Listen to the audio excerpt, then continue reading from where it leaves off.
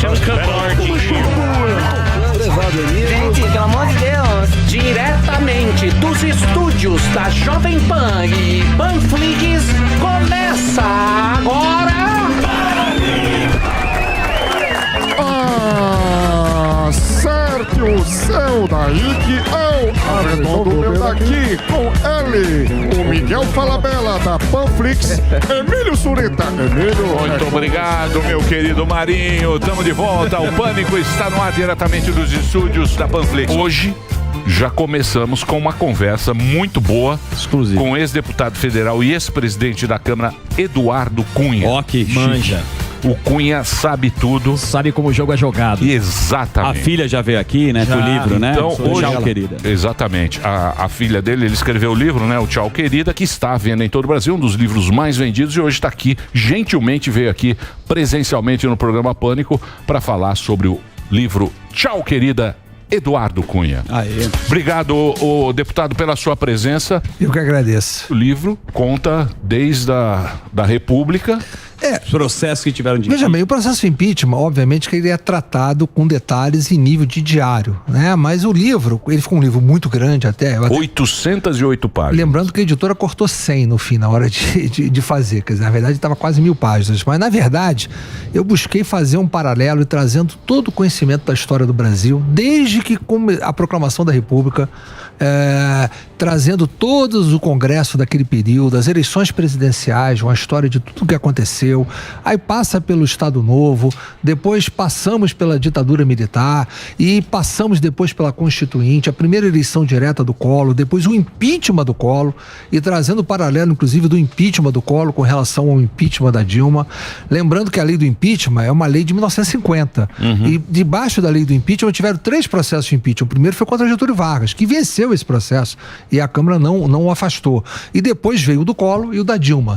Foram usados apenas 3 vezes, uma lei que já deveria ter, inclusive, ser adaptada, atualizada. Ela foi recepcionada depois da Constituição de 88, uma grande parte como constitucionalizada, mas é uma lei de 71 anos atrás. Então, efetivamente, ela precisaria, inclusive, ser mudada. Eu trago tudo isso. Por que falam que essa lei tem que ser mudada?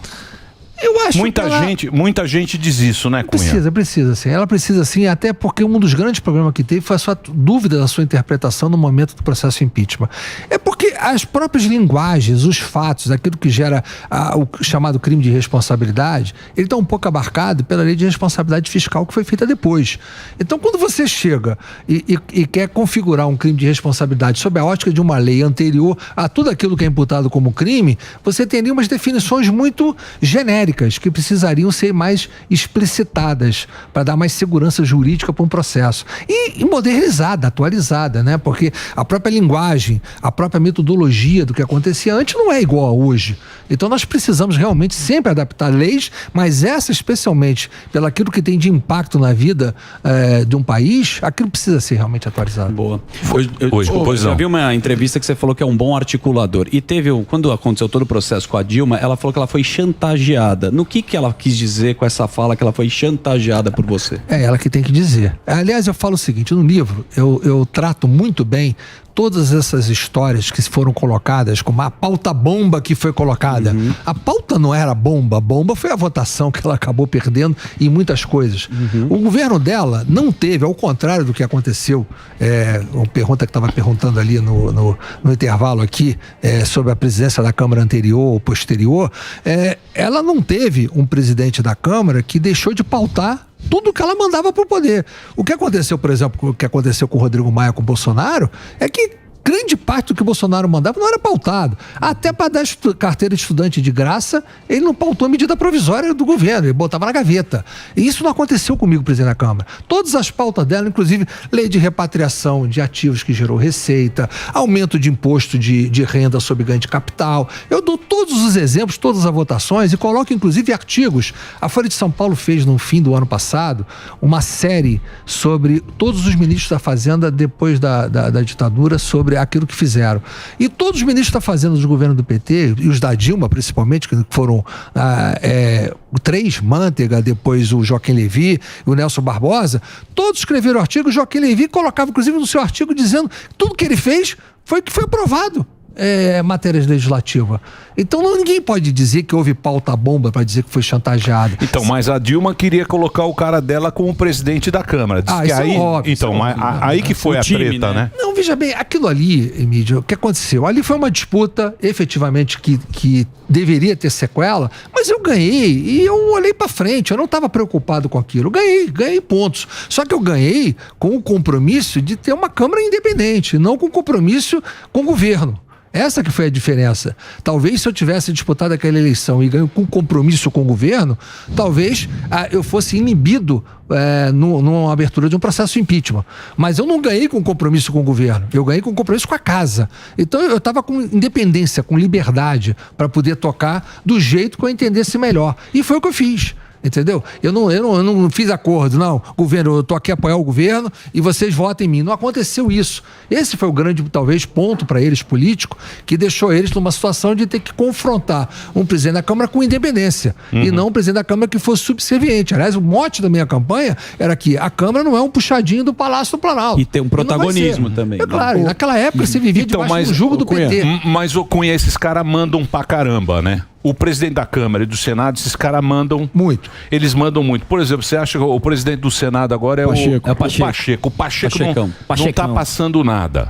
Pachecão não passa nada. Gaveta. Pachecão chega lá, ele já coloca na terceira gaveta. Já o Arthur Lira. Por que é candidato? Talvez por ser candidato. Não tem talvez aqui, Cunha. Você não vai querer enganar a gente votação, aqui não é a Câmara. Aqui não é CPI. Não, eu sei, mas eu digo o seguinte, obviamente... agora está demonstrando o fato que ele é candidato. O fato de ser candidato muda o comportamento. Você está no comando de uma casa, que você tem que ter uma convivência harmônica, levar as pautas que tem que ser colocadas para plenário e não levar, e sendo candidato, realmente fica muito estranho. Mas eu acho que o caso do Senado tem um problema maior. Eu acho que o governo perdeu a maioria no Senado, perdeu a base do Senado, o que é um pouco mais grave, entendeu? Eu acho que se acertou a da Câmara e não se acertou a do Senado naquele momento. Então, talvez, independente ou não da vontade do Pacheco, se ele está fazendo isso também, é porque ele está tendo maioria para poder suportar isso.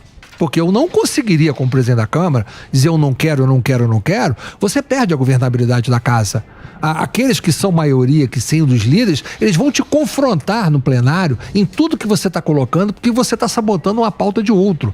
Então você não consegue governar uma casa sem ter um acordo com a maioria de que está na casa. É muito difícil você sustentar uma posição que se você não tiver um apoio de maioria, porque vai ser ingovernável a sua presidência. Então eu acho que tem esse problema sim, mas eu acho que mais do que isso há um problema de governabilidade do governo no Senado. Vamos rememorar a história aqui, Cunha, porque teve um capítulo decisivo na tua trajetória comandando a Câmara, que foi a descoberta em 2015 de contas suas não declaradas na Suíça, que acabou criando um ambiente assim inóspito, hostil para você, uma pressão grande da sua base parlamentar para você abrir como uma espécie de... Aí fica até, é uma questão subjetiva até, mas é uma leitura minha, é uma questão de retaliação, e abrir o processo contra a Dilma. Em abril de 16 ela foi afastada e definitivamente cassada em agosto. Logo depois você foi cassado pelo Conselho de Ética por ter quebrado o decoro, né? E nesse momento o Moro veio e te tirou de combate e expediu a prisão. Essa impressão, assim, em termos pra gente esclarecer a história aqui, jogar luz nesse episódio, você acha que você... O que você acha daqueles que alegam que você meio que morreu atirando nesse momento? Bom, a prova que eu não morri atirando é que efetivamente eu estou vivo e eles morreram. Politicamente. Então, já começa isso. Segundo lugar, é o seguinte, a história das contas que surgiram e que eu respondi naquele momento, talvez eu tivesse respondido de forma diferente, não devesse ter ido para aquele enfrentamento que eu fui naquele momento, talvez tivesse sido um erro meu. Mas a prova é o seguinte, é muito importante ler o livro, porque tem historiado todos esses fatos e tudo aquilo, toda a minha argumentação. É muito difícil resumir, isso consome pelo menos umas 200 páginas do livro que você está falando. Caramba! Eu falar 200 páginas do livro aqui em 5 minutos, obviamente, não é impossível. Mas não te deixando sem resposta, que eu não quero deixar, só uma página do livro que eu reproduzi aqui, um documento do próprio Ministério Público Federal, está reproduzido na página 800, 801 do livro, em que ele peticiona no processo, pedindo a minha colaboração para ter acesso à conta, porque eu sou apenas o frutuário da conta, então não tinha direito, eu fiz uma assinatura autorizando que eles repatriassem, e não foi aceita, porque não podia ser aceita, porque a conta não era minha. Então isso é a prova que efetivamente eu não menti. Então, pela qual gerou a minha cassação. É uma mentira. Eu não fui cassado por ter conta. Eu fui cassado porque eles consideraram que eu menti na CPI por causa de eu disse que eu não tinha conta. E efetivamente eu não tinha conta. Essa que é a verdade e está corroborada pelo próprio Ministério Público, que está aqui o facsímile do documento colocado aqui. E Cunha, esse foi o motivo da prisão, né? O motivo da prisão foi o seguinte: quando eu perdi o mandato, a prova que a prisão é injusta e ilegal está dada agora pelo Supremo, porque efetivamente é o seguinte: eu fui preso no processo, tive uma prisão preventiva de 4 anos e meio, 1 ano posso ter ficado sob domiciliar, por um processo que o juiz que me prendeu, ele foi declarado incompetente pelo Supremo para conduzir o meu processo. O processo foi anulado e está sendo remetido à Justiça Eleitoral. Essa que é a verdade. Mas isso é agora, Agora, em 14 de setembro. Então, mas deixa eu fazer uma pergunta. Então, a verdade é que você chega à conclusão seguinte: eu fui preso 4 anos e meio por um juiz que não tinha competência para me processar e me julgar. Que é o Moro lá? Moro, claro, é o Moro. Então, mas vamos lá, Cunha. Porque a gente tem que pensar... Eu estava pensando o seguinte... Virou uma bela de uma... Eu tô falando como povo, como a gente senta na rua, como a gente conversa. Porque a gente sabe que o jogo político é um jogo pesado. É um jogo que tem interesse, tem negociata. Você domina aquilo lá. Eu escrevo vários desse jogo político aí. Você vai em Brasília, você fala, o que é isso? É uma banca de negócio? Clube do charuto. E a gente é muito ingênuo nisso. E o povo hoje em dia tá querendo... ter uma vida melhor, ser um país diferente. A gente sempre teve isso e sempre foi engabelado. Mas a gente entrou numa situação muito complicada, porque se você pegar esse período nosso, que o povo saiu na rua, que tinha aquele não vai ter Copa, tinha a Rede Globo, o Moro... Sérgio Moro era o super-herói, entrando lá o Moro é demais e não sei o quê, e o juiz e o judiciário cresceu muito. A gente falando, esses homens são bons, prenderam o Cunha, prenderam o Lula, prenderam o Odebrecht, os empresários, as empreiteiras que roubaram tanto o Brasil, eles estão não sei o quê, e aí a imprensa entrou naquela, e todos os políticos viraram bandidos nessa história. Exatamente. Então você tem hoje em dia a classe política, foi todo mundo naquele saco. Foi a criminalização da política. Todo mundo, com a imprensa falando. E hoje em dia a gente vê que o judiciário, ele ocupou esse espaço. E hoje em dia os caras estão mandando, e estão mandando bonito. Só que os caras não trocam o judiciário. Como é que vai sair? Como é que vai sair dessa? Como é que os políticos vão agir? Como é que o povo vai ver? Você falou uma coisa, é muito importante o que você está falando, pelo seguinte: nós temos na realidade 3 poderes: o executivo, o legislativo e o judiciário. O legislativo tem que legislar, o executivo tem que executar as leis, o judiciário tem que interpretá-las. O que acontece é que isso tem uma disparidade da relação entre os 3 poderes. O judiciário, ele ficou num patamar acima de qualquer dos outros poderes, porque você pode legislar, o judiciário anula suas leis. O executivo pratica atos, o judiciário anula os seus atos. Ou seja, eles estão, na verdade, em alguns momentos legislando. Isso aconteceu muito. O meu próprio afastamento foi uma decisão que, se você ler a decisão do meu afastamento, repare bem, eu fui afastado pelo plenário do Supremo Tribunal Federal no mandato. E o que aconteceu depois? Eu patrocinei uma ação declaratória de constitucionalidade para dar uma interpretação conforme. Como é que eu poderia ser afastado sem submeter ao plenário da casa?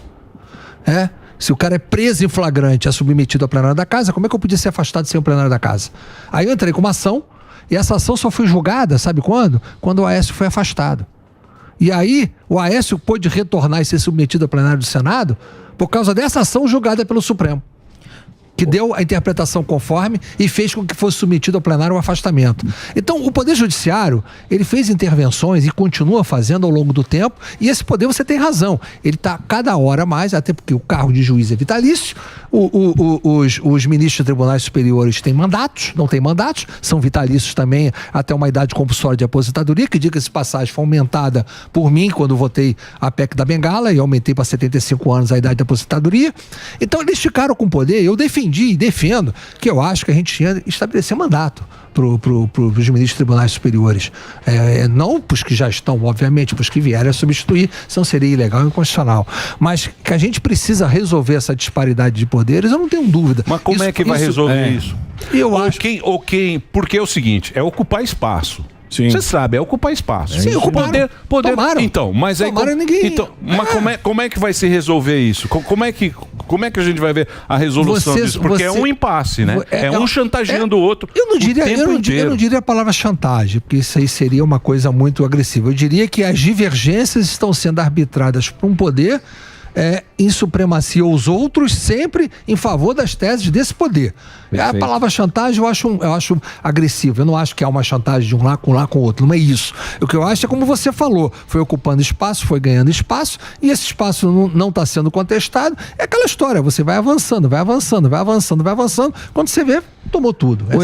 Eduardo, na sua avaliação, então, por exemplo, o Bolsonaro, ele está sendo brecado pelos presidentes tanto da Câmara ou do Senado, do STF, ou é falta de articulação dele? Não, eu acho, tem vários momentos, né? Eu acho que o momento atual do confronto também que o Bolsonaro foi, eu acho que também exagerou. Eu acho que não era por aí aquele tipo de confronto. Eu não fui para um confronto em nenhum momento, mesmo tendo sido afastado por um plenário de Supremo.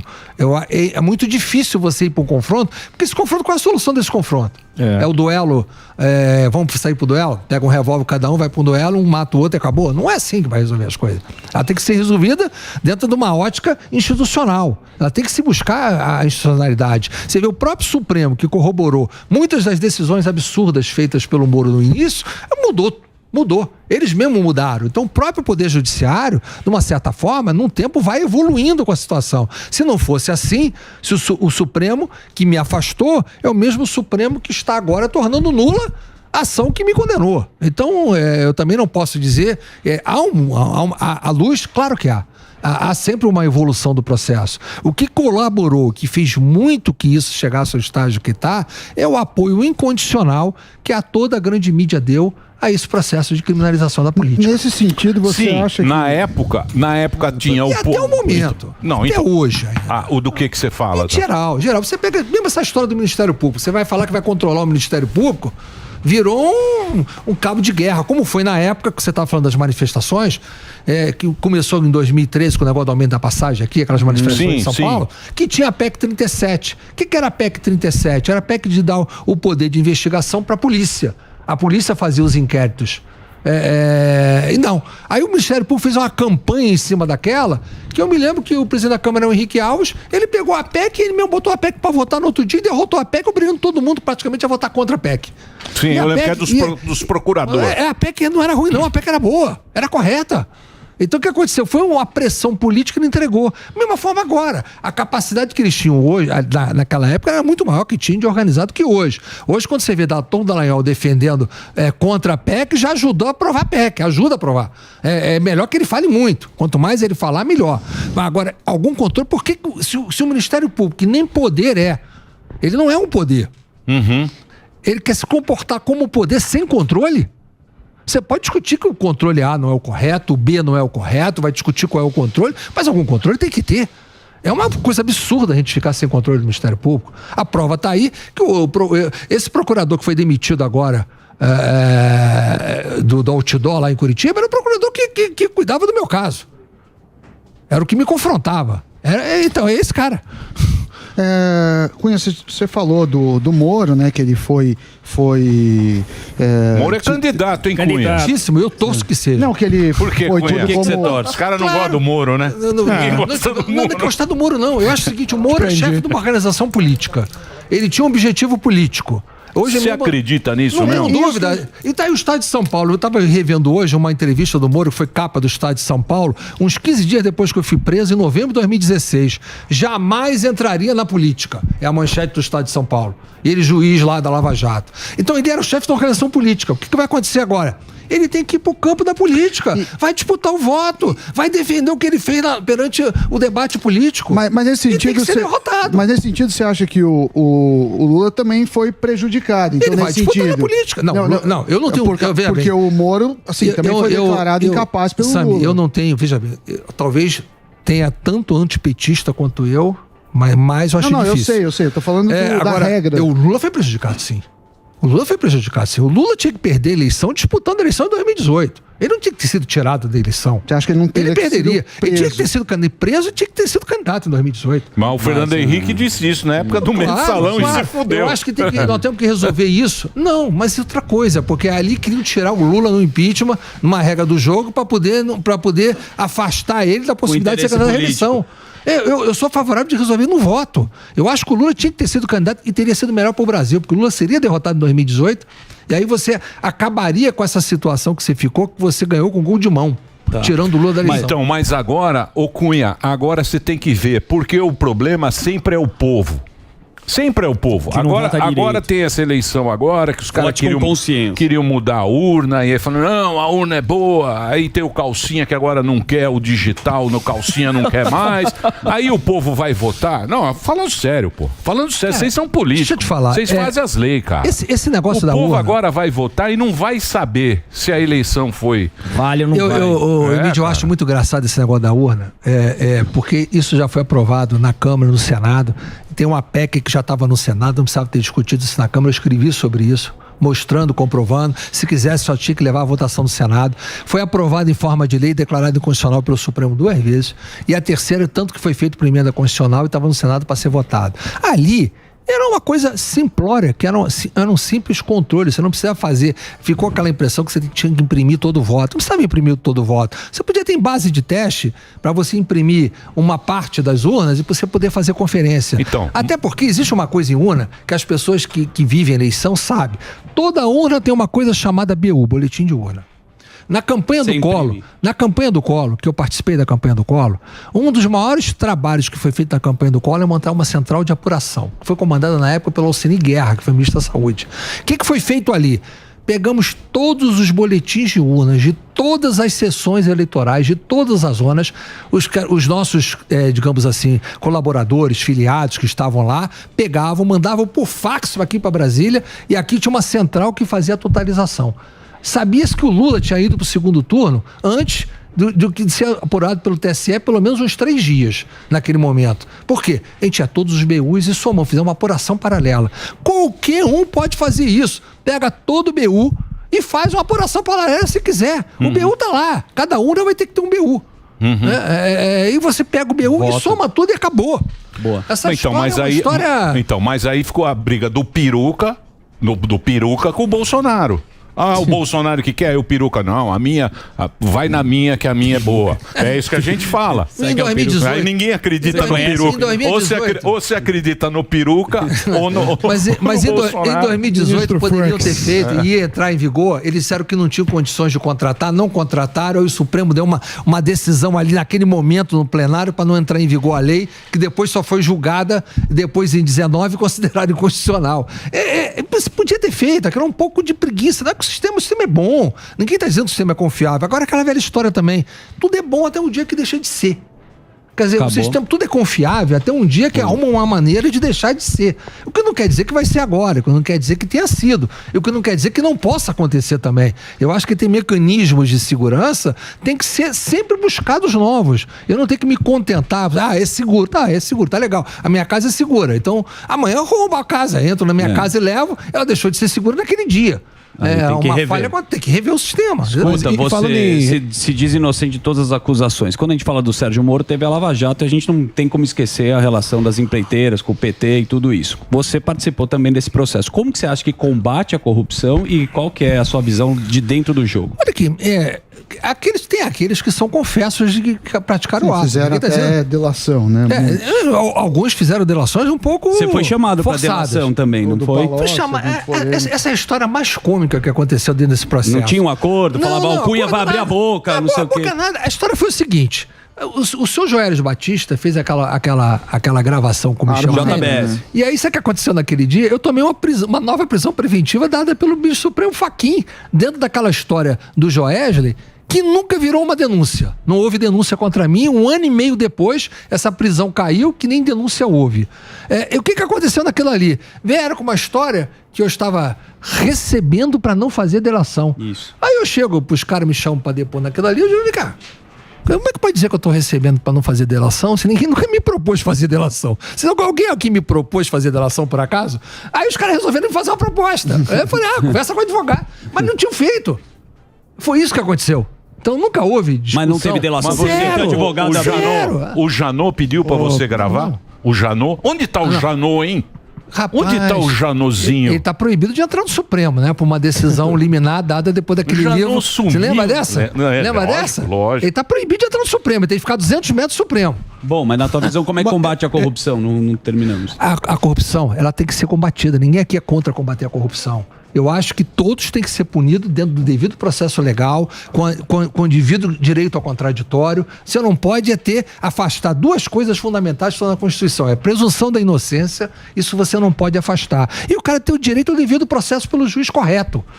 Eu não estou aqui fugindo de responder nada. Eu sou inocente, sim, e responderei a tudo e vou continuar respondendo. Agora, que não dá é para ter pré-julgamento. Ontem, quando eu estava lá lançando o livro, dando entrevista, lá na hora, e eu recebo pelo meu WhatsApp, um outro inquérito meu foi arquivado ontem naquela hora. Então, sobre isso... Que está há 5 anos e meio o inquérito, e não tive um movimento. Porque não tem prova. Então essa história é fundamental. Cadê a prova? Tem uma formação em economia. Não sei se sou dos bons, mas sou.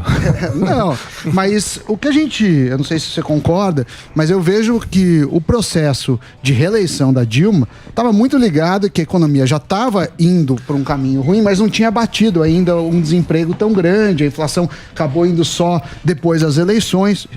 Nesse sentido, a gente tem um momento econômico turbulento agora. A gente não conseguiu andar muito com a reforma tributária, a reforma administrativa, você deve saber melhor do que eu as dificuldades. A inflação incomoda bastante. O que você acha? Você que sempre traça bons cenários. O que você acha que vai acontecer com a economia e com a eleição do Bolsonaro? A eleição, obviamente, ela vai depender do resultado da economia. Eu não tenho dúvida que a eleição vai ser decidida entre o Bolsonaro e o Lula. Não esquece esse negócio de terceira via. Eu acho que a inviabilidade da Dilma no segundo mandato foi a sua própria reeleição. Eu até faço um comparativo. Eu comparo a reeleição da Dilma com a reeleição do próprio Fernando Henrique. O Fernando Henrique também fez, tanto que depois que acabou a eleição, teve que fazer aquele acordo com a FMI para trazer 40 bilhões de dólares para poder aguentar a reserva. Eu faço o paralelo para dizer o seguinte: tanto Fernando Henrique quanto a Dilma usaram o mesmo expediente para poder ganhar a reeleição. E todos os dois acabaram muito mal depois. Fizeram o Fernando Henrique, com popularidade dele, foi a zero, o cara que é gravado, nunca mais se elegeu. E a Dilma, obviamente, causou aquilo que causou. Então, agora, a situação econômica hoje, a gente está vivendo tem duas coisas para você elencar. Primeiro, a própria pandemia, porque a Dilma, como eu escrevo, ela já era uma própria pandemia. Quer dizer, se imagine a Dilma na pandemia. Se imagine você ter uma Dilma numa pandemia como teve ano passado. Ia ser um negócio exponencial. Então, não tem uma Dilma, que era uma pandemia, e tem uma pandemia. Obviamente que o Bolsonaro foi bastante prejudicado na economia pela pandemia, porque você tem lá um mandato que ele está com 3 anos quase de mandato, esses 3 anos tem 1 ano e 10 meses de pandemia, é impossível você fazer uma avaliação isenta do processo todo sem levar isso em consideração. E obviamente que agravaram muito a situação da pandemia por aquele excesso de lockdown, de defender ficar em casa. Aquilo é muito bonito, mas aquilo gerou uma conta que todo mundo tem que pagar. Aí você chega no ano passado, aí começaram a inventar auxílio de tudo quanto é maneira. Aqueles auxílios, o que o Rodrigo Maia fez no comando da Câmara no ano passado, até respondendo o teu ouvinte aqui antes que perguntou, ele praticamente partiu para inviabilizar o governo do Bolsonaro sem abrir impeachment. Era melhor que ele tivesse aberto impeachment do que fazer o que ele fez. Na verdade, ele colocou a despesa toda, aí criaram orçamento de guerra para pagar aquela conta toda, quase 1 trilhão, é quase mais do que 15% da dívida pública que a gente tem. Não passou nenhuma reforma. Não passou nenhuma reforma, quase 1 trilhão. Estados e municípios queriam garantir a receita com correção, o Senado teve que corrigir essa parte. E agora vem falar de um auxílio que você apenas está mudando. Primeiro, eu quero até fazer um parênteses. Teto de gastos, a forma está errada, na minha opinião. Se você quer fazer teto de gasto, ele tinha que ser da arrecadação e não de inflação. Eu tinha que ter um teto de gasto vinculado. O que é teto de gasto? Você tem que ter o salário, você tem que gastar o que você ganha. Não é porque eu vou gastar o que eu gastei hoje com a inflação para o ano que vem. Aí você aumenta o seu ganho ou perde o seu ganho, você tem que aumentar ou diminuir o seu gasto. Isso é a vida normal. Se o salário dobrar, você pode gastar mais. Se o salário cair a metade, você tem que gastar menos. Então, o teto de gasto feito em correção de inflação já é uma coisa errada. O que fizeram para tentar atender o auxílio, simplesmente mudaram o método de cálculo. Se de julho a junho a inflação passasse de janeiro a dezembro. Por que fizeram de julho a junho naquele período? E não fizeram de janeiro a dezembro? Porque a conta era melhor para eles naquele momento, de julho a junho. Se a conta fosse melhor janeiro e dezembro, fazia o janeiro e dezembro. E aí o cara acertou as contas, né? Ele acertou a conta. Então, essa história, o de agora... A pandemia foi boa pro cara acertar a conta. E aí pegou aquele troço lá, a 700, 800, 1 trilhão que gastou de aumento, ninguém reclamou. Não, teto de gasto, que até... Não, pode gastar à vontade, é a pandemia, o povo fica em casa. Eu vi aqui o seguinte, tem que limitar o contato social. Vamos limitar o restaurante, mas o restaurante fecha 9 horas. Fecha 9 horas com 20 pessoas. O vírus só começa a trabalhar 9h05, não?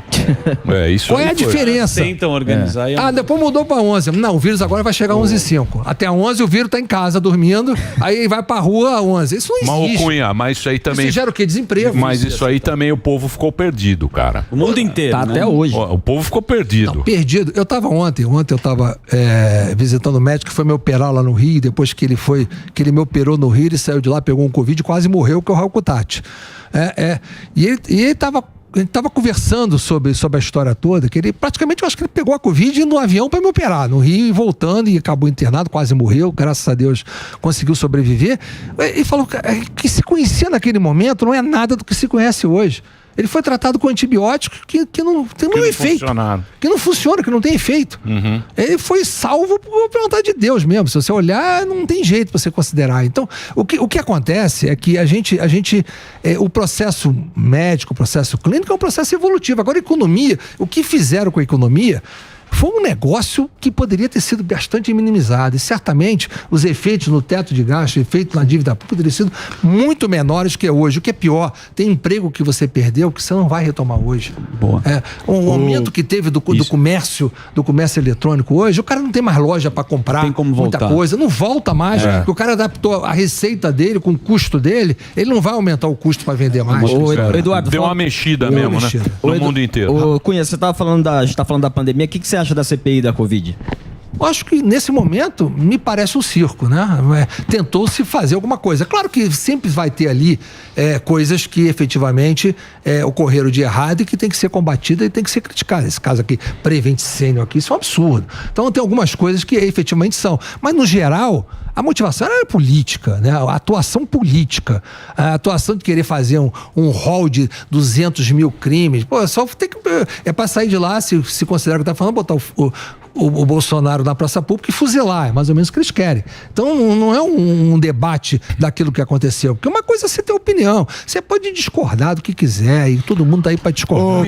Cunha, deixa eu fazer uma pergunta para você do povo, que o povo fala, que a gente não é político e entende bem mal a política. A gente só chuta. E a gente chuta muito, mas a gente ouve muito a população. Por exemplo, na CPI que você está falando, e a gente pensa na eleição, porque o político, o que ele quer? Ele quer se manter no poder. Palanque. Você também acha que você está cheirando candidato. Você tá falando não, mas tá elegante. Tá mudou a gravata. Antes ele só tava de blazer. Tá bonito. Tava de blazer, de chinelo. A gente conhece. Camisa do Flamengo. Mas vamos lá. Isso não está. Do Gabigol. Mas vamos lá. Por exemplo, o Renan também é político velho. Sabe como funcionam as coisas. Você sabe também, pô. Você tava lá, você sabe como é que funciona. E tem os trouxa. Os trouxas são os que vão Somos lá. nós. Que é a Joyce. Não. A Joyce.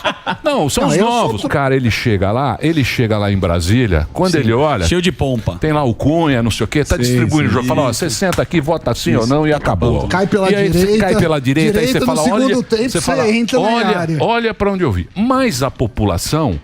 O povão, a galera, tá muito ligado em política. E agora, nós... né? Melhorou. Não, tá muito ligado em política.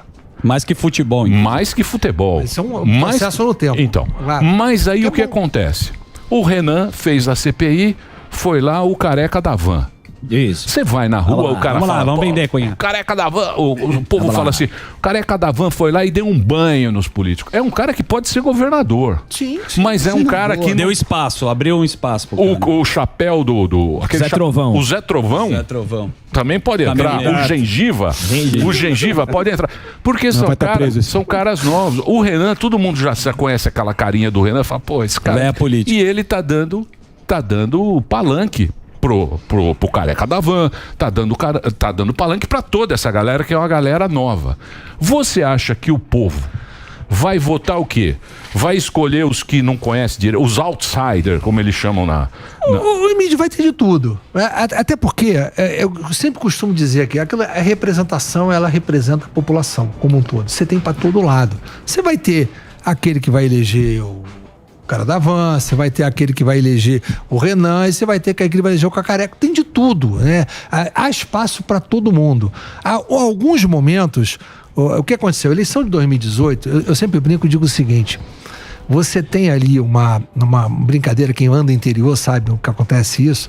Você chega lá, o cara vendia um comércio, o cara botava uma placa sob nova direção.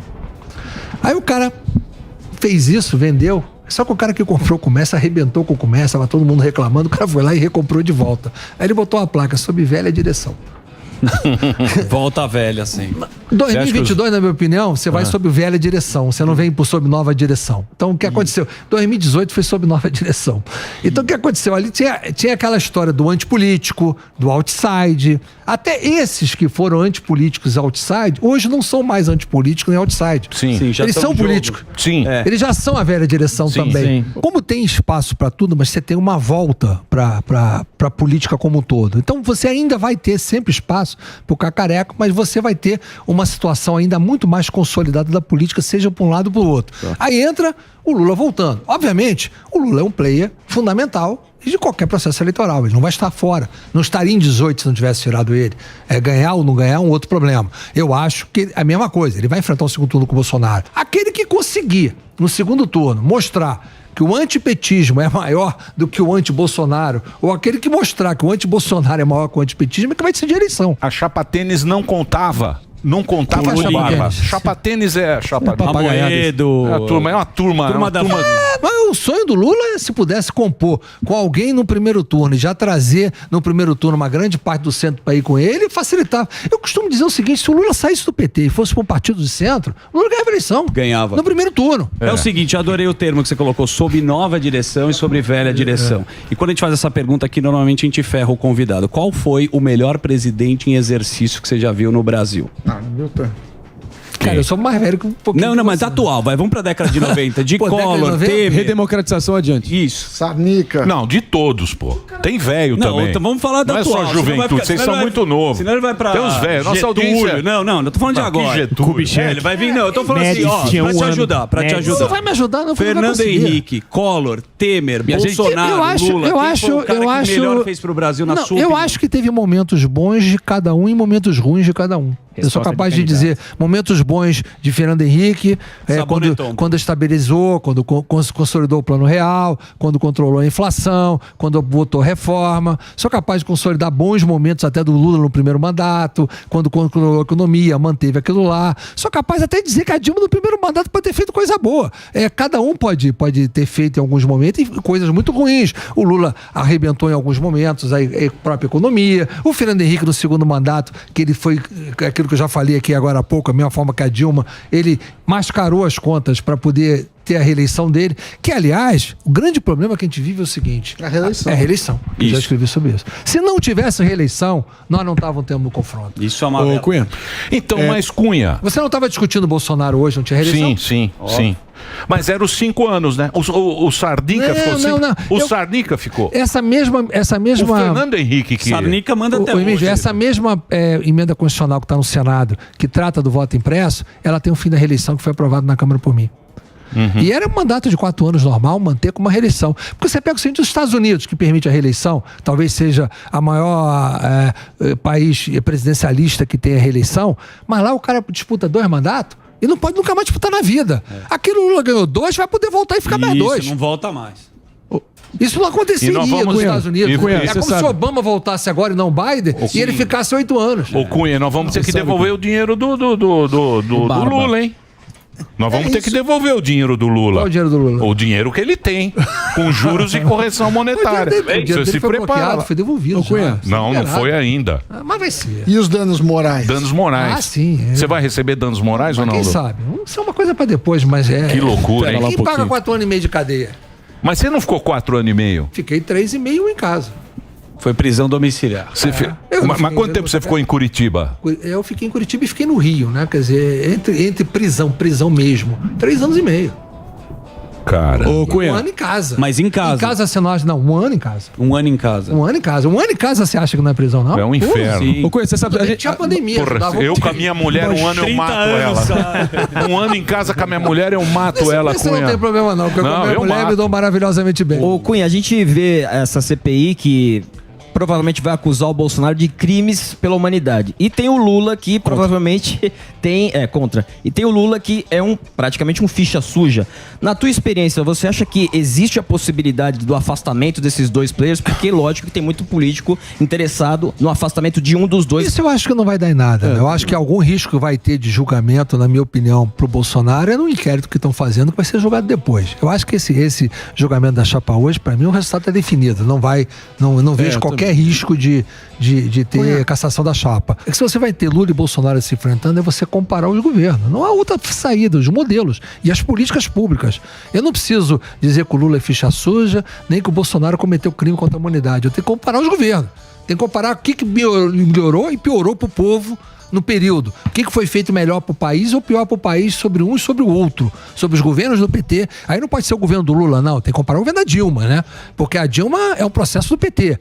Aliás, a minha filha Daniela, que escreveu o livro junto comigo, ela cunhou uma expressão muito interessante. E golpista é a Dilma, que ela deu o golpe no Lula. Que era o Lula que tinha que ter vindo candidato, e não ela a reeleição. Então a grande golpista é ela mesmo. Então, O Lula queria voltar. é óbvio que queria. Por isso que ele botou a Dilma, nunca que era mais ruim. falou Eu dela, relato Quase perdeu. isso no meu livro, a conversa que eu tive com o Lula às vésperas do impeachment. Ele Eu tinha relato mágoas isso aí, a da conversa. Dilma? O que ele falava da Dilma, Lula? Não, ele disse que o maior erro que ele cometeu na vida dele foi ter política. permitido a Dilma ser candidata à reeleição. Agora, Cunha, Ele colocou uma ruim pra ele voltar. É porque ele falou assim, Talvez- é não, uma uma técnica. técnica. A Isso gente o faz aqui Fernando na Jovem Henrique pensou quando ele deixou o faz, Lula ele ganhar. faz O comigo. Fernando Henrique, quando criou. O Fernando Emílio. Henrique. bota o Zuzu Foi pra todo mundo troca sentir sua O Fernando falta. Henrique Bota ajudou o eu. Lula. O Fernando Henrique ajudou o Lula a se eleger volta lá. em 2002. Aquela candidatura do Serra naquele momento era pra perder a eleição. Então ele achava que o Lula ia ser tão ruim que ele ia voltar. Tanto que ele não queria impeachment, aquela história que você falou agora há pouco aqui, queria ganhar do no- mensalão, porque ele achava que tinha que deixar o Lula até o fim, que ele ia voltar nos braços do povo. Mas Era o Fernando esse, Henrique, né? claro, Sim. claro. Mas eu queria te perguntar assim, no combate à corrupção, a gente, eu tenho 42 anos, já vi desde da loteria, depois teve mensalão, petrolão, Lava Jato.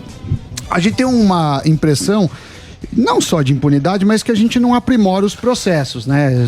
Você estava falando da insegurança jurídica, que aí você tem uma coisa, eles fazem, aí uma dificuldade, uma complexidade. Você acha que a gente evoluiu no combate à corrupção?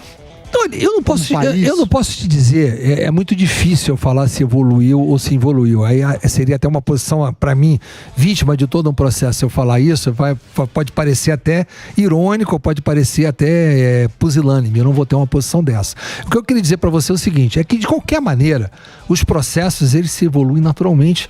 E o grande fator de combate à corrupção é e sempre será a parte das denúncias públicas, da mídia, com a cobrança de mídia, que isso aconteceu, acontece e deve continuar acontecendo. E isso é que acaba gerando a oportunidade da punição, porque aquilo que não é exposto publicamente, dificilmente ele é punido. O que só vai é punido aquilo que efetivamente é exposto. Porque as decisões, e esse é um grande problema, são muito mais de mídia, né? Que, não, isso o Lula Cara, pretende. se vocês. Desculpa que eu acabo fazendo propaganda demais do livro, mas eu coloco ali no livro um momento que eu fui fazer, que tinha os encontros de presidentes de parlamento do mundo inteiro na ONU, e eu fui lá, o discurso que eu escolhi era justamente o combate à regulação de mídia. Naquele momento, que eram os pontos de confronto que eu tinha com a Dilma e com o PT no exercício. Então, eu sempre dizia aquela frase, para má imprensa, mais imprensa. Mas Cunha, o que é esse? Então, Que é essa? é bom a gente até tocar no assunto. Mas isso aí, do Jaiminho, tava Ele no tinha, programa do tinha no Jaiminho. programa do Jaiminho. Ele veio aqui, Sim. o Jaiminho. Ô Cunha, o Moro, ele ficou bem quietinho. Porque ninguém disse que ele não é inteligente. Tchau, Então, Cunha. eu sei que você odeia pode- ele. Não. Você odeia, pô, te prendeu, pô. Porra, Moro. Você guarda mágoas. Não. Você ligaria pro Moro, Joga passaria Réveillon sinuca. com ele em Vou por Floripa? quê? Óbvio que Então, não. vai me Renê, você e o Também não Moro. passaria com o Lula nem com a Dilma. Tá bom. Então isso não é um problema. Então, o problema mas por que que o Moro ficou quietinho? Ele não entrou em... Mas você sabe o que acontece? Você pensa, você tá com ódio. Eu não olho o Moro como o cara que me fez mal. Eu olho o Moro como o cara que tem um projeto político. Eu sou pai do projeto político dele, passou por cima de mim. mim pro projeto político dele. Ele me prendeu para fazer contraponto ao PT, para ter contraponto ao Lula. Ele saía dando entrevista e dizia o seguinte: não, eu não sou parcial contra o PT. A prova é que eu tenho o maior adversário do PT, que é o ex-presidente da Câmara, Eduardo Cunha, lá debaixo de mim. Ele falava isso em entrevistas públicas. É só você recuperar aí que você vai ver. E eu cito várias delas no livro. Então, o que acontece é o seguinte: ele tem um projeto político. Eu considero o Moro um adversário político. E todo mundo tem, né? E você não acha que ele mexe no tabuleiro? Eu acho que mexe. Cara, tô torcendo pra ele. As mulheres gostam do Moro. Nada. As mulheres- lindo. O Moro é lindo. Sérgio Moro. É cheiroso. Essa situação Sérgio Molho Cinza. aconteceu na época do Collor, quando começou a eleição. O Collor naquele Collor momento era novo. lindo. O Collor lindo. era mais Fazia natação. novo e tal. Isso Rei do depois judô. virou o contrário. Todo mundo que era parecido com o Collor passou a ter a rejeição. Esse cara é a igual pessoa o Collor. dele. Não é por aí a eleição. Não, ninguém vai. Vão votar em mim barrigudo mesmo, né? Vai votar porque concorda ou não concorda e acabou. Não tem Crianças jeito. gostam. Você sabe? Mas você é articulador, você é um articulador, sabe fazer bem. Em São Paulo, quem que você vai buscar apoio político? Seria João Dória, você vai pra Dubai Eu vou com buscar o ele? apoio do povo. Ou do Bolsonaro, povo. da base bolsonarista? Eu vou buscar apoio do sem povo. discurso político. Calma, Quem que não. você vai pegar? Vou buscar apoio do. Deixa eu acabar a frase. Lógico. Né? O discurso do povo que é contra o PT. Contra o PT. Não Então importa vai se é pegar uma base- Bolsonaro ou não é. Mas tá muito Mas É você o acha? discurso da chapa tênis. Não. O que eu penso é o seguinte: para onde a turma quer que o Brasil vá? E é difícil você, porque tem os progressistas. Tem muita turma. Os progressistas são muito bons com ele. Você representa os conservadores, uma turma mais à Se é por esse direita, lado, eu tá? sou conservador. Pô. Entendeu? Então, é pra onde vai o Brasil. A banda toca. Pra onde a banda toca. Porque os candidatos vai lá e passa. Uma hora é o Bolsonaro, outra hora é o... Ele Isso aí falou eles aí. vão passando. Pra onde a gente quer que o barco... Vá. Pra onde a gente quer que vá. Tá à é deriva isso agora. que tem que ser definido pela galera. Só que tá muito no começo, ainda tá escolhendo o nome. Você vê, o Bolsonaro não era nada, cara. Você nem olhava pro Bolsonaro. Você nem cumprimentava ele. Você nem computava Você o voto nem dele. olhava pro Ele tentava tomar um café. Ele vai falar. Não, por acaso. Esse cappuccino você negou. Por acaso, cara, estagiário. mas por é- acaso mas o o Bolsonaro votou em mim para presidente da Câmara. Então, Votou e elogiou. Sim, mas você vê, em 2 anos e pouco, o cara Mudou tá todo tudo. dia, em todo jornal, fala muita merda, lógico. Mas se você pegar, Emílio, nós estamos em outubro de 2021. Se você pegar em outubro de 2017, e eu dei até uma entrevista, que na época foi capa da época, em setembro de 17, virando outubro, um ano antes da eleição, qual que era o quadro, você vai ver qual era o quadro lá. Agora a gente tá vendo, e o bom do Bolsonaro, a gente viu agora como é que o jogo é jogado, a gente tá aprendendo com isso, né? E a gente sabe que ali, a Câmara que manda no negócio. Tá tudo dominado. Veja bem, você tem... Manda e manda forte. A Câmara manda muito, a Câmara manda um pouco mais no processo, porque cabe ao presidente da Câmara, que é uma coisa também que eu contesto, ele individualmente ele pode decidir se abre ou não o processo de impeachment. Esse é o poder maior que a Câmara tem em relação ao Senado. Tá? E a Câmara é a casa iniciadora de todas as propostas que vêm do Executivo. Nós temos um sistema bicameral que você tem um sistema concorrencial. Em alguns lugares do mundo você tem Câmara e Senado, o Senado é só revisor. Aqui no Brasil, o Senado também tem iniciativa legislativa. Mas nas matérias que são oriundas do Poder Executivo, ou seja, as medidas provisórias, tudo que é matéria de governo de verdade, tem que começar pela Câmara. E quando começa pela Câmara, mesmo que o Senado modifique, a Câmara pode fazer tudo o que o Senado fez e prevalece o que a Câmara decidiu. Então, por isso é que a Câmara tem um poder maior do que o Senado sobre esse aspecto.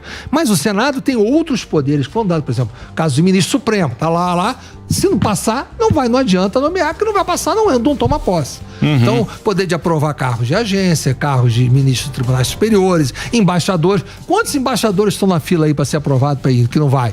Então, e o processo de impeachment, o julgamento é feito, mas o julgamento do processo de impeachment é feito pelo presidente do Supremo assumindo a cadeira do presidente do Senado. Ele que preside. Na verdade, o presidente do Senado não presidirá um processo de impeachment. E falando desses poderes... Então, por isso que a Câmara... É meio parlamentarista, né? Um negócio meio... Tem. Né? O presidente não manda muito. Não, tem muito poder. Emílio, a Constituição foi feita por regime parlamentarista, mas infelizmente aprovaram o presidencialismo na hora. Esse é um dos grandes problemas que a gente tem no país. Nós tínhamos que ter tido parlamentarismo. Você acha melhor o parlamentarismo? Eu não tenho dúvida. E eu, inclusive, fiz proposta disso. Eu fiz uma proposta que também está no livro, que teria sido, que eu acho, pelo menos seria uma solução parcial no momento. Você deveria ter eleição do Congresso no segundo turno de eleição de presidente. Porque aí, quem eleger vai eleger com uma maioria que sai da eleição. O que está Troca os feito dois, hoje né? é que ninguém vai sair com maioria de eleição, vai ter todo mundo que cooptar uma base, querendo ou não querendo, senão no governo. E outro poder, o STF. O que você acha das decisões do Alexandre de Moraes, essas últimas prisões que tiveram, que você estava falando até de liberdade de imprensa? Não vou criticar nem comentar a decisão específica que eu não conheço. Eu falo em tese da situação. Eu acho que você pode discordar do conteúdo de quem quer que fale, mas eu acho que tem que permitir que cada um fale o que quiser. O cara vai ser responsável pelo que ele fala. Tem um mecanismo na justiça para você buscar indenização, reparação. Tem 200 mecanismos para isso. Eu acho que é isso que tem que buscar. Eu já briguei muito com quem que falava mal de mim, mas brigar para essa maneira. Eu estava na justiça. Eu não impedi o cara de falar, não. Você quer me xingar aqui, você pode me xingar. Se você passar do ponto que você me xingar, que você me ofenda, ou que você me impute coisas que não são verdadeiras, eu vou buscar e reparar na justiça. Ô Cunha, mas os caras passaram a perna em você também. Deixaram lá, sozinho. Né? Deixaram você sozinho, né? Legal. Deve ser uma merda, né? Vamos ser honestos. Mas, cara, o que acontece é o seguinte, a vida da política ela é assim. Eu tenho encontrado muitos deputados que Estão te mandando fizeram... WhatsApp agora. Não, no WhatsApp não, me procurando que tem que entrar. Eu tenho simplesmente na fleura, eu tô Tá no tratando jogo. tudo bem. O Dória tá crescendo, hein? Ele, se tiver uma situação, ele vai ser candidato e tiver uma boa votação, sem chance nenhuma de ir pro segundo turno, mas se conseguir ser o terceiro lugar e o Bolsonaro não se reeleger, ele pode ir para 26 ser alternativa. É o que vai acontecer com qualquer um que for o terceiro lugar e que se for anti-PT, está para depois. Porque o que está acontecendo? Muito vive do recall. O que é recall? Vive recall do que participou. Tá com a Eu carinha acho que lá, a cabeça dele deve ser essa. Como ele é mais novo, tem tempo ainda para poder fazer. Pô, muito obrigado por você ter vindo. O papo é muito bom. Obrigado. O papo é muito bom. Você deu uma aula aí de política, você que conhece. Pô, pra nossa audiência aí foi muito bacana. Muita gente te assistindo. Tá aqui o livro do Eduardo Cunha. No Twitter é de deputado Eduardo Cunha, siga lá. E o livro à venda aí na Amazon tem 808 Diário páginas. do Impeachment. Diário do Impeachment. E tem também toda a história, desde a da República até o impeachment da Dilma. Muito obrigado. Obrigado e a você. candidato. Prefácio da Dilma. Segue no Mariano. Twitter que é irônico. Ele é irônico e solta uns gracejos. Vai tocar batera um dia aqui no Pânico também, Cunha. Obrigado. Eduardo Cunha conversou com a Esperados. gente. Muito bem, meus amores. Hoje, convidados de altíssima categoria, temos aqui eles. Esse aqui é o maior sucesso no Instagram. E o nosso humorista, que é o Gaúcho. Gaúcho É isso, da Neve. Zuzu? Temos o Você Diano. poderia apresentar? Eu vou, Você que que é eu o tô cara muito do animado. entretenimento, Lógico. o alegrão da O alegrão da Então turma. vai lá. O Bruno De Luca do Sul. Ele tem 3 milhões de seguidores só no Instagram, faz sucesso em todas as redes sociais, com vídeos sobre o seu dia a dia. Ele viralizou, obviamente, com todo o Nicolas Cagezinho com vocês. Diane, o primeiro, uma salva de palmas, que demais! Como ele tá gato. E temos também o nosso Gaúcho da Neve, humorista, faz aquele típico gaúcho com chapéu bombacha aqui. Vamos receber o Fabianinho também. Tudo entendiada lá. Puxa. Primeira pergunta, vocês já se conheciam? Essa pauta foi casada? Pode falar um pouquinho mais próximo. No início eu divulguei ele na minha página e eu acho que demorou uns 2, 3 meses e a gente se tornou amigo, eu acho. Já foi. É, foi rápido. Passou, né? Nem notei. Nem notou. Não, mas é impressionante. Todo mundo aqui, Emílio, a gente viralizou muito, assim, os dois, né? São dois tipos de humor. Assim, Ninguém vive feliz sem um gaúcho, irmão. Ninguém Não vive, adianta. né? A gente adora esse humor de vocês. Mas o nosso início foi uma parceria estratégica mesmo, porque o meu Instagram tava subindo em alta velocidade, ele me pediu uma ajuda de divulgação e a partir dali a gente iniciou uma amizade daí. Boa. Eu acho que você usou sua rede social no começo porque você era um cara meio avulso, sozinho, e aí você... Como é que foi a história que você começou a produzir conteúdo, você primeiro, Diane? Cara, sempre andava muito sozinho, daí via no meu celular um amigo invisível.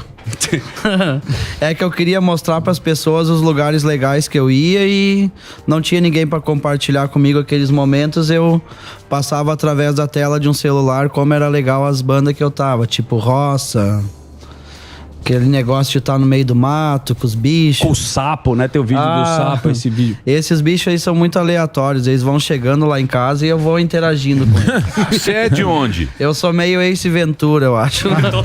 Qual é a sua cidade? Santa Cruz do Sul, sou gaúcho. Santa Cruz do Sul. Fica onde Santa Cruz do Sul? Fica na Serra? 150 quilômetros de Porto Alegre. E aí você começou a colocar esses vídeos aí organicamente, a turma Foi indo. Foi indo. Foi Que indo. loucura, né? No meu primeiro Instagram, que viralizou bastante, eu não tinha mais de 30 mil seguidores. Mas os compartilhamentos eram muitos. E daí chegou até o Whindersson, meus primeiros vídeos. Entendi. O Anderson que é humorista. É, o Whindersson Nunes. Agora veio de novo. Voltei a ter contato com ele, muito pouco, mas...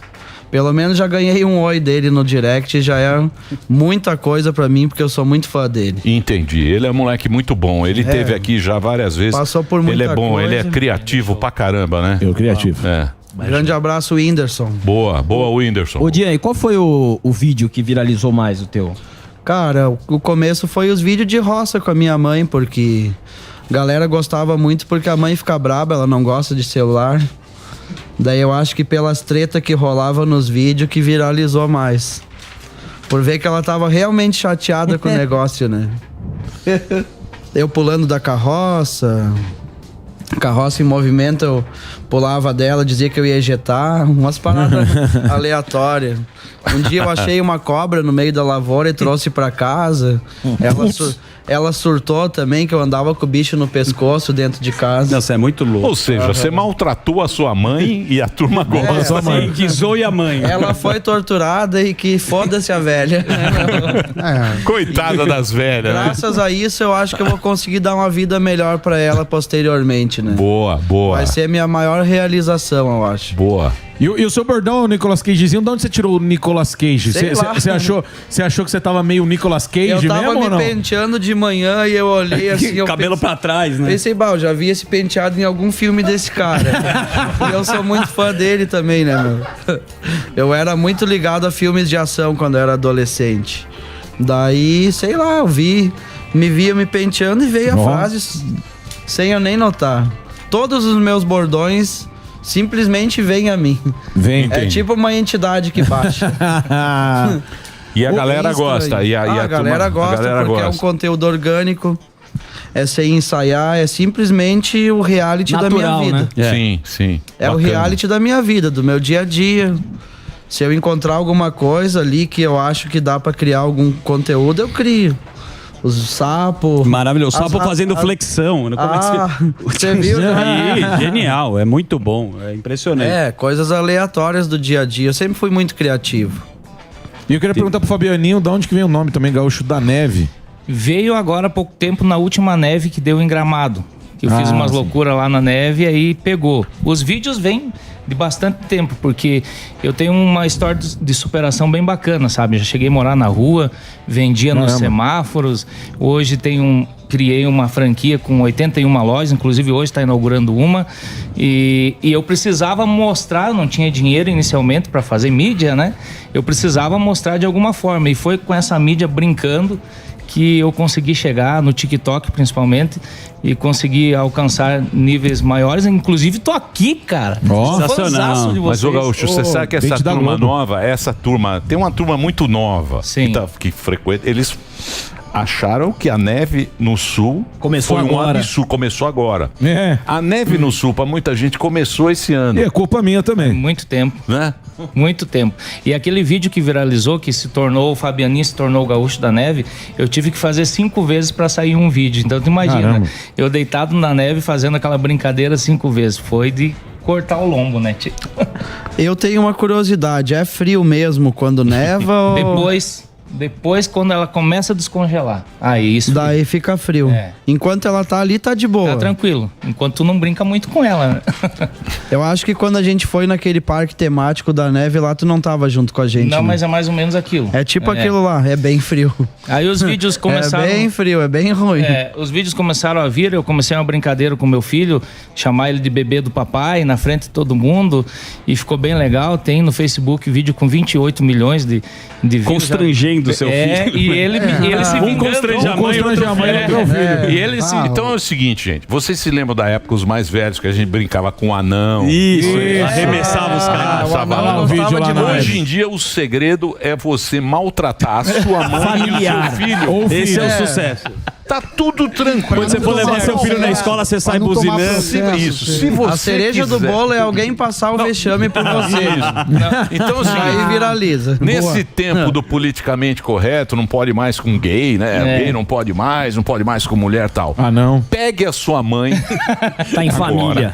Vá lá, maltrate a Faça sua mãe um Zé e Toalha. o seu filho. Lembra do Zé Toalha? Zé Toalha com a Hoje mãe. não pode mais, mas a mãe e o filho... A mãe lavando pode. louça, Tá você chega a dar um rodo na veia. É uma boa ideia. E filma. É uma boa ideia. Passa detergente Dá no uma rasteira na mãe. Mas a rasteira tem que ser de verdade. O sangue pode ser ketchup. Mas tem a outra parte Tem que ser também. real, que a turma nota. O Emílio entrou numa parte bem bacana agora. Tem a outra parte também, que eu apanho pra caramba da minha mulher nos meus vídeos. Brava. E se fosse ao contrário, irmão? Não dava, né?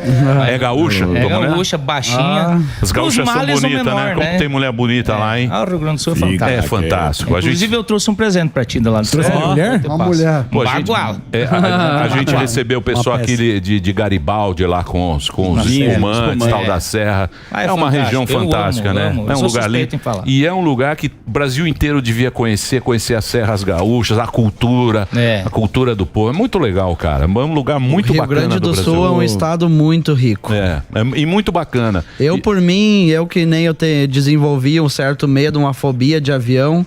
Por mim, eu ficava só no sul do país, pra mim já tava bom. Lá em Floripa. Tem muita coisa, Tem a região dos canyons, Sim, tem bastante lindo. cachoeira, ponto turístico é o que mais tem no Rio Grande do Sul e Santa Catarina. Eu acho que os pontos mais bonitos estão lá na nossa região. Vou dizer uma coisa pra Gramado, você. cara. Meu Deus do céu. O pôr do sol no Rio Guaíba é uma das coisas mais lindas. Impressionante. Em Porto Alegre, não! Se você quer ver um pôr do sol bonito, vá pra Porto Alegre, no Rio Em Guaíba. Porto Alegre é o bonito. melhor pôr do sol do mundo tá no Guaíba. É muito bonito. Lindo. E você tem esse caso de amor com o sul do país, como você bem disse agora, mas você se classifica como ídolo na Irlanda do Norte. Eu nunca entendi esse troço. Que parada é essa?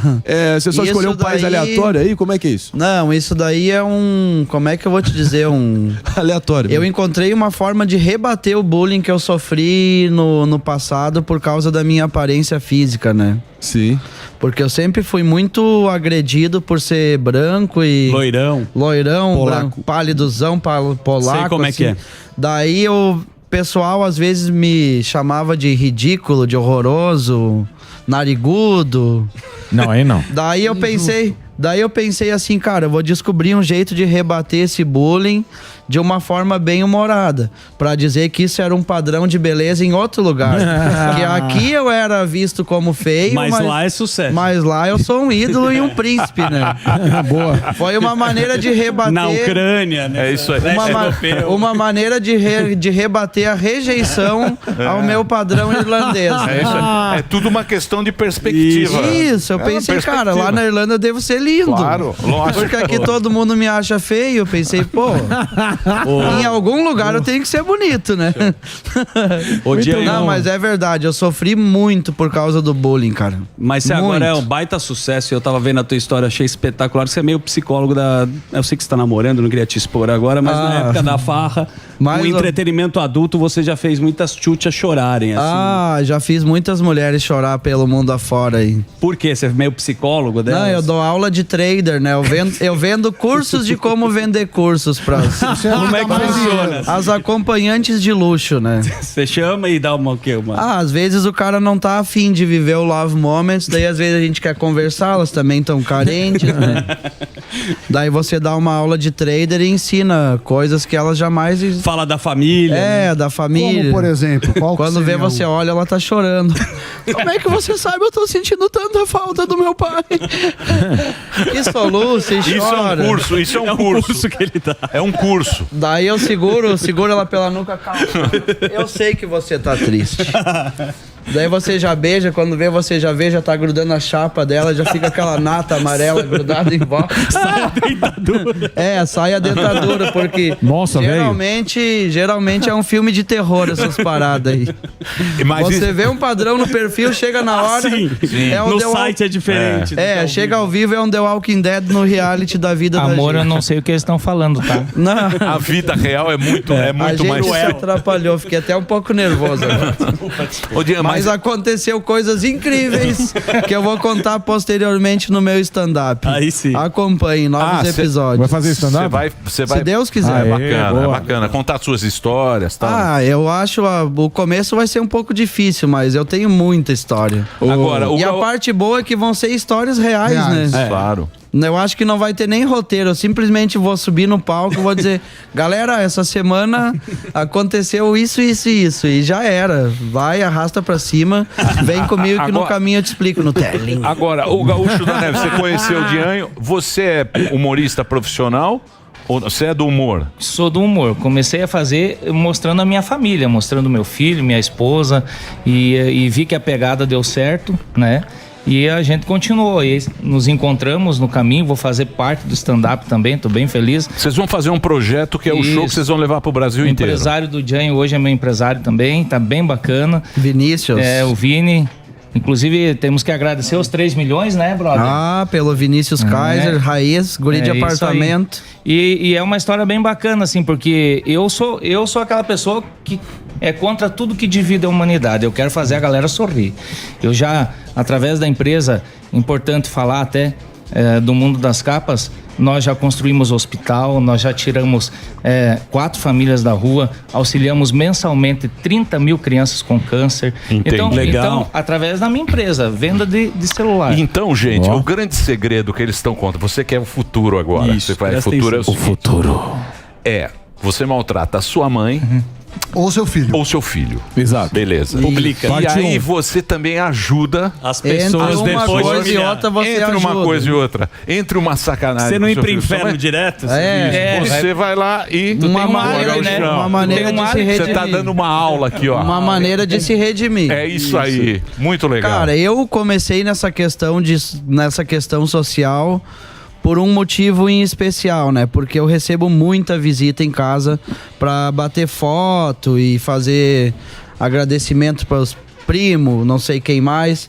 E eu comecei a perceber que isso tomava muito tempo pessoal meu. Tipo, eu tô rachando uma lenha, chega um cara lá pra tirar uma foto. Ficou famosão, né? Tô cavando o buraco, chega outra pessoa. Daí eu pensei, cara, eu não consigo mais trabalhar na minha chácara. Eu pensei, eu vou ter que unir o útil ao agradável. Já que o pessoal tá vindo tomar o meu tempo, por que não trazer 1 quilo de alimento pra mim quando vai bater uma foto lá? Já vou conseguir repassar isso pras pessoas que precisam. E vou encontrar um motivo dessas pessoas estar tomando tanto meu tempo lá, né? Boa. Eu penso, vem muito aqui, legal. Vem pra bater uma foto, então traz alguma coisa que eu vou conseguir repassar de uma forma inteligente pra quem realmente precisa. E não é pra mim pegar like, não é pra mim pegar seguidor, é porque eu também já morei na rua, também já passei fome. E também... Você já passou perrengue? Passei muito perrengue, já tive preso. Sério, cara? Meu Deus do céu. E além disso... Aprontava? Aprontei bastante. Você foi dependente químico, né? Você usou crack um tempo, passou por uma fase bem emagreci quase 30 quilos. Isso. Mas enfim, como é que você saiu dessa... Essa dificuldade que eu passei, eu sei que no país que a gente vive agora tem muita gente precisando de ajuda e, cara, já que eu recebi tanta bênção de Deus, né? Como eu fui tão abençoado, nada mais justo do que repassar isso. Show. Pelo menos um pouquinho do que eu ganhei, consegui repassar. E arrecadou pra cacete, 4 toneladas de comida, teve uma campanha que vocês fizeram, um absurdo. Igual o chimarrão que ele tá fazendo. Essas 4 toneladas a gente ainda não repassou. Tá na tua casa. Vou dizer uma coisa pra você. Na verdade, tá lá com um amigo nosso de Gramado, né? O cara tá É que a gente tá tentando arrumar uma maneira inteligente de passar pro lugar certo. Eu acredito que órgãos públicos, quem deveria repassar? O governo, né? Tá certo. A gente gostaria de tentar levar pro consumidor final diretamente mesmo, só que é um pouquinho mais difícil isso, né? Mas a gente vai achar uma solução para levar até o pessoal. Bacana, então fica aberto aí quem puder colaborar com o trabalho dele no sul, né? No sul do Brasil. A gente vai arrumar pontos de coleta em todos os lugares. Como vocês são produtores de conteúdo, e é muito natural isso, eu acredito que vocês devem sofrer muito, porque vocês são os responsáveis pelo conteúdo e fazem tudo sozinho. Tem que ficar rendendo. Então deve ser muito difícil. É bem difícil. Deve ser uma coisa difícil. Você deve sofrer muito porque você recebe o recall da audiência. Sim. Né? A audiência fala, hoje tá bom. Hoje... A audiência é o inferno, né? A audiência é o Coliseu. É horrível. É o Coliseu ainda. Cara, o digital ele é muito cruel, né? A audiência eu por mim só às vezes me decepciono com a minha criação de conteúdo. Porque tu conseguir se reinventar todo dia é muito difícil. Ainda mais a gente tá sempre na estrada, daí criando conteúdo dentro do carro, dentro do quarto do hotel. É muito difícil conseguir te extrair algo que realmente vá prender o público aí. Daí, às vezes, eu passo muitas semanas bem triste mesmo, de pensar, cara, eu acho que o público não tá gostando do conteúdo agora, porque é difícil criar. Você não tem medo de dar uma surtada? Que o Whindersson deu uma surtada. Eu crio muito conteúdo, eu faço 100, 200 stories por dia. Cara, muita coisa. Você falou isso aí de ficar triste, você não tem medo de dar uma surtada? Já fiquei bem mal, já fiquei bem mal-humorado, não consigo ir em shopping, não consigo sair em locais públicos, eu fico com pânico, né? Muita gente abordando. Me dá angústia, então me dá agonia. Então você acha que você vai despirocar? Ou você já é loucão o suficiente? Você passou tanta coisa na vida? Eu sou loucaço, mas você acha eu que isso aí supera? Porque, pô, você tava falando, você já é o... Já sofreu bullying. Já foi preso, já passou. Já foi preso, já teve problema com droga. Um monte de coisa já passei, mas essa fase agora realmente é a mais difícil. Porque, cara, ninguém vem perguntar como é que tá o Fernando, vem perguntar do Jânio, né? Jânio, como é que é seu Jânio? Todo dia a mesma pergunta, a mesma pose pra foto. Pô, desculpa ter feito isso. É 300, pedir a foto 300 fotos por dia com a mesma. Tem que fazer, né? E o cara não tá afim. As perguntas e as respostas são sempre as mesmas. Daí, às vezes, dá um certo desgaste, né? Mas eu vou ter que descobrir um jeito de transformar isso em algo bom pra mim, né? Porque é a vida que muitos queriam ter.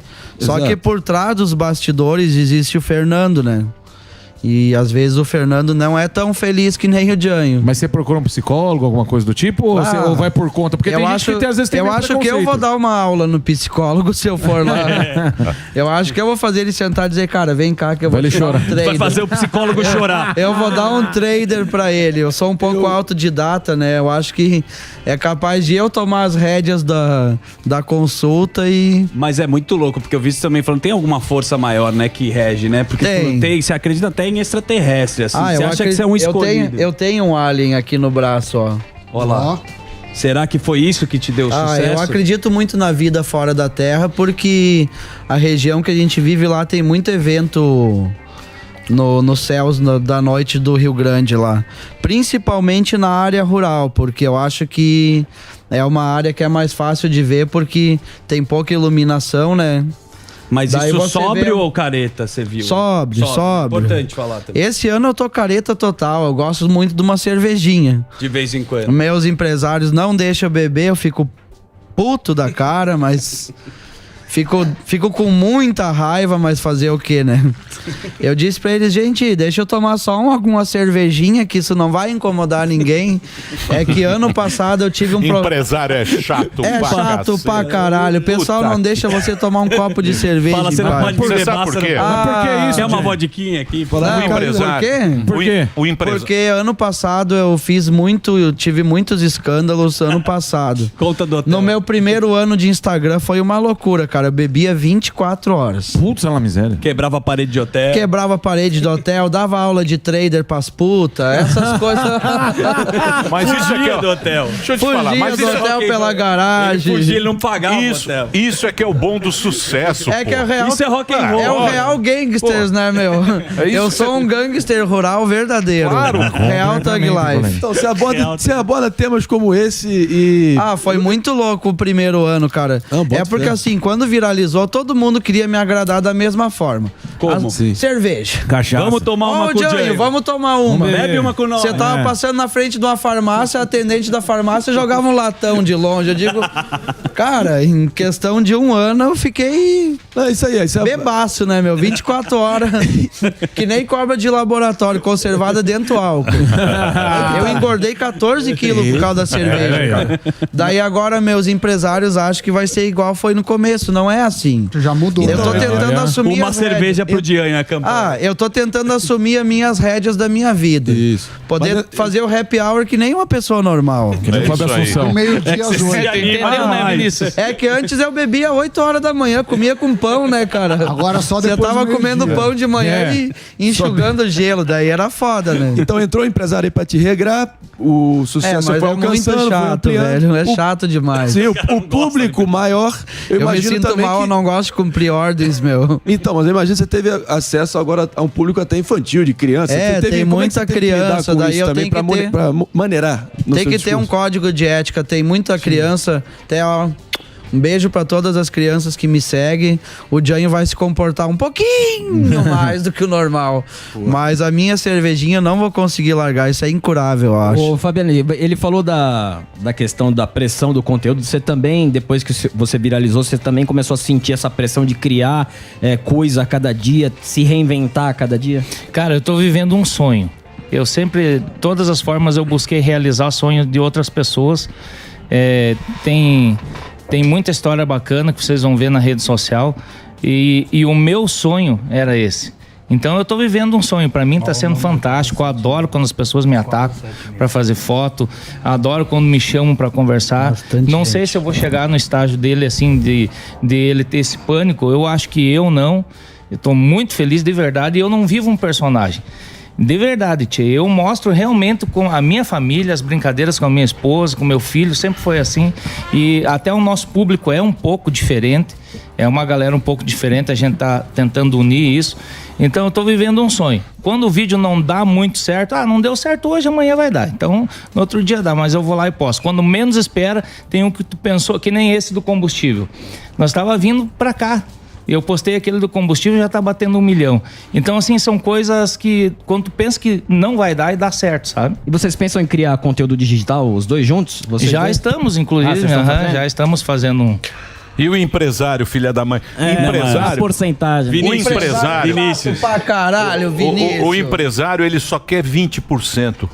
Porque ele não faz porra nenhuma. E ele faz você trabalhar. Que nem um cavalo. Ele fala assim, ó, tem que fazer, tem um Cê show tem aqui, que fazer, tem outro não show tem, lá. Aí vem, você fala, porra, eu tô cansado, eu quero tomar. Não, é só mais chance. um show, seu momento é agora. E 20% no bolso dele. 30%. 30% no bolso. Não, é o seu momento agora. Vamos lá, tem mais um show. Mas 2 numa noite? Não, são 3 hoje. Mas aproveite o momento. Mamonas Assassinas. Vocês estão sendo injustos com o empresário, com o Vinícius. Sabe por quê? Deixa eu ver. Quando você tava caído lá, ele que te ajudou. E ele que bombou no Instagram. Basicamente quem trabalha é só ele, eu só executo as coisas. Não é? Pra mim é um pouco mais leve, cara, porque eu tenho muito pouco contato com o telefone. Eu não gosto WhatsApp, essas não coisas. gosto de responder direct, não gosto de WhatsApp. Meu primeiro número de telefone era 24 horas tocando aquela bagaça lá, olhava pro telefone, dava vontade de tocar o celular na parede. Os caras acham que você tem que atender. Cara, eu tenho nojo de telefone. Já percebi. Eu faço o meu stories ali, o celular vai pra gaveta, mano. É isso aí. Porque, mano, se eu tentar responder todo mundo que me chama durante... Não dá. Meu Deus do Vou céu. te passar minha assessoria. Eu já tenho 3 números de telefone pra isso. Muito bem. Eu queria agradecer muito a presença, trazer aqui, puta, a oportunidade única de levar aqui pra todo o Brasil o Dinheiro Oficial, que tá no Instagram, é o maior sucesso nas redes. Você entra lá, acompanha esses gaúchos, gente boa demais. Pera aí, não te faça E o dessa gaúcho lama. da neve. Não te Calma que faça... ele tem presente. O que você trouxe? Você tá com o aí? negócio Não na te boca, faça vai de passar salame. Ixi, agora Eu passou não a poderia vir do boqueira. Rio Grande do Pera aí, Sul. deixa ele falar. Deixa o passar herpes pro gaúcho da neve vai falar. Eu não poderia vir lá do Rio Grande do Sul e trazer um pouquinho do aroma do nosso sul. Mas que barbaridade. Aqui vocês usam um cheirinho pro veículo, né? Pra deixar cheiroso. Nós lá temos o aromatizante bagual, que é um aromatizante de galpão, porque a gente vive no galpão e quer levar o cheiro do galpão para onde a gente for. Além dele ser automático, ele também é comestível. Eu vou te explicar como, tá? Vai lá. Aqui tá ele. Ó, eu trouxe o duplo. Aí, Sami. Eu trouxe o duplo aromatizante bagual. Essa é caseira, hein? Não Essa é caseira. Tá molinha, mas ela fica dura. Fica duro. É o teatro do gaúcho. É caseira, é raiz. Se você deixar ele no teu carro, ele vai começar a esquentar e vai pingar aquele aroma. Sim. Galpão. Maravilhoso. Porventura tu ficar com fome, tu atora um pedaço da linguiça e come. Exatamente. Essa é a Tu vai gostar da minha linguiça, tio. Muito bom. Essa é a caseira. Pega aí, Emílio. Do quê? Passar a boca. Não, esse negócio aqui Passa a boqueira. Esse negócio aqui é de estresse. Vai devagar. Isso, olha lá, pronto. Agora tá. Só pra constar, fizemos teste de Covid. Gostoso. Você sabe que o que mais eu fico impressionado de aranha, é eles fazem isso aqui. Experimenta fazer um. Eu já tentei. A bomba É muito não difícil. funciona, cara. Eu ganhei. Mas eu vou te Eu ganhei a cuia, eu ganhei a bomba. Você tampa em cima. Tampa em cima e coloca a bomba. Daí tira o dedo. Então, mas não sei o que é. Não sei o que é. O que foi, ó? Você me quer um gole, ele pediu. Você quer? Golancina de chimarrãs. Ó o Emílio. Ó. Isso chupa com boca. É uma delícia, né? É show de bola. é da hora. É uma delícia. E o tereré é gelado, né? É gelado. Tererê gelado. Eu prefiro quente. Eu também. Eu prefiro que você Ah, quer, o mate é Sérgio? galponeiro, né? Dá um golinho. Tá com medo? Tá com Ele tá medo. tomando mate gelado. Tá com medo que isso aqui, porra? Isso Eu aqui tenho um outro meme, quando eu tô tomando mate, eu falo galponeirando, campo afora, saio me rebolhando igual um potrilho novo. E é sempre a mesma frase. Aí, ó. Muito obrigado. Ele falou que ele viu. Saúde ao povo gaúcho. Aê, Rio Grande Amado. Rio Grande Amado, muito obrigado pela Vai, presença Porto de Alegre, vocês. Espero que o show esteja logo aí. Se Deus quiser. Faça o que você se sente feliz. Obrigado aos empresários. Sejam bem-vindos. Para quem é desinformado e não me conhece, porque não sabe nada, né? Pelo amor de Deus. Eu sou o professor Vila, um dos maiores historiadores de todos os tempos e tal. Eu vou fazer uma retrospectiva da Covid, porque essa CPI parece mesmo aquela música do Faroeste Caboclo e as perguntas do Adriles não acabam nunca. Outra coisa é você negar que houve racismo, que há ainda pontualmente racismo, homofobia, machismo, etc. O Francisco Daud, que é um psicanalista... Pergunta longa. Você faz uma pergunta dessa que nem eu entendi. A CPI começou no final de abril, né? Com o trio Maraziz, Randolfo Rodrigues e Renan Calheiros. É a volta dos três patetas. Se bem que o Randolfo Rodrigues, com aquela voz fininha, parecia mais das meninas super poderosas. Eu tô tentando construir pontes para que isso não aconteça. Foi quase! Piada terrível. Quem escreveu isso? O Mandetta falou que teríamos que seguir os tão aguardados protocolos sanitários, né? Usar máscara, mas obviamente o Mandrião não quis seguir absolutamente nada disso, né? Colocar máscara é um grande sacrifício pro Mandrião, né? Ele não tem sequer coordenação, é inacreditável, ele se atrapalha tudo pra colocar uma máscara. Outro ex-ministro da saúde que também deu as caras foi o Nelson Taches. Ele fazia parte do Walking Dead, que ele entrou mudo e saiu calado do governo, sempre com aquela cara de tacho, né? Piada terrível. Quem escreveu isso? Quem também deu depoimento foi o ex-ministro Pazuello, aquele que ignorou todos os e-mails da Pfizer. O Bolsonaro viu o PF no começo de quem mandou e-mail e achou que era da Polícia Federal para prender algum de seus filhos. Falando nos filhos do Bolsonaro, uma das coisas mais constrangedoras desta CPI foi a treta do Flávio Bolsonaro com o Renan Calheiros. Parece que ficou irritado com uma certa provocação. Por favor, responda a pergunta, cara, que eu te fiz. Porque se você quer pergunta de bajulador, cara, quando é pergunta... Me respeita, rapaz. Tinha tanta gente querendo aparecer nessa CPI que até celebridades, inclusive a dona Kika, a mãe de Sabrina Sato, tava lá.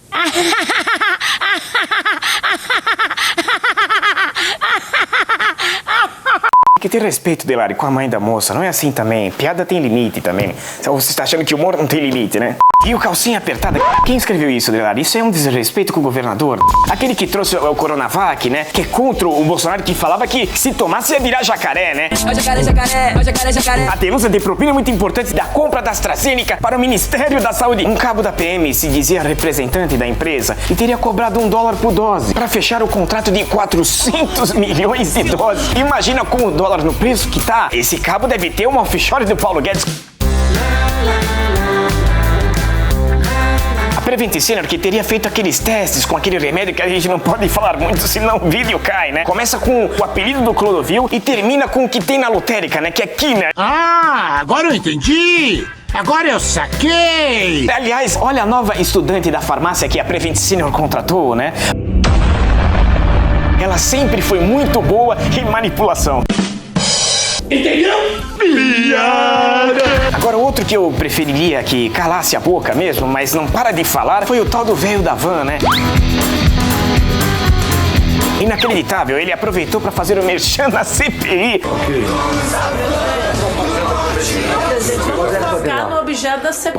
É propaganda e propaganda ruim. Ele teria autorizado mudar o atestado de óbito da mãe, que o motivo da morte foi por Covid. Inacreditável, ele negou em absoluto. Claro que negou. Ele jurou pela mãe mortinha, né? Parecia programa até da Sônia Abrão, até porque lá só falam de mortos. Quem preencheu o atestado de óbito foi o plantonista. Não dá pra acreditar nisso. O relatório final da CPI ia ser lido no dia 19 de outubro, mas acabou sendo adiado, porque alguém teria vazado na mídia alguma coisa, né? Isso causou um entrevero entre o Omar Aziz e o Renan Calheiros. Quem teria vazado, né, todo esse relatório? E Renanzinho? Não fui eu!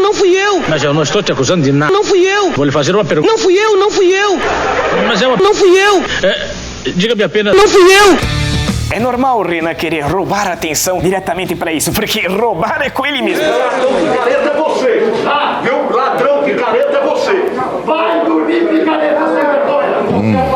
Eu sei que terminou essa palhaçada, né? Inacreditavelmente, é impressionante como tem gente desqualificada nessa CPI. É uma completa piada, né? Uma piada de mau gosto. O Mandrião não precisa dizer que é ridículo, a equipe dele é péssima, todos nós sabemos disso. Esta câmera aqui também, Delari, pelo amor de Deus, tá filmando, tá sem foco. O cenário aqui tá triste aqui, a luz tá errada na minha cara. Essa peruca também tá mal colocada, a maquiagem tá feita de uma maneira muito exagerada. E esse garoto nem me imita direito. Pelo amor de Deus, é assim que vocês querem ir pra televisão? Olha aí, estão desligando tudo. Eu tô falando aqui, Delari. Olha, esse é o nível de profissionalismo dessa rádio. Que não virou TV, tá? Muito obrigado, viu, gente? Muito obrigado a todos aqui da mesa. Muito obrigado a essa plateia fantástica. Programa muito bacana. E um abraço aí. Mas já terminou? Terminou! E eles não desistem! Já terminou, vamos acabar. Já está na hora de encerrar. Pra quem já almoçou, pode aproveitar e sair pra cá. Acabou mesmo! Acabou mesmo! A opinião dos nossos comentaristas não reflete necessariamente a opinião do Grupo Jovem Pan de Comunicação.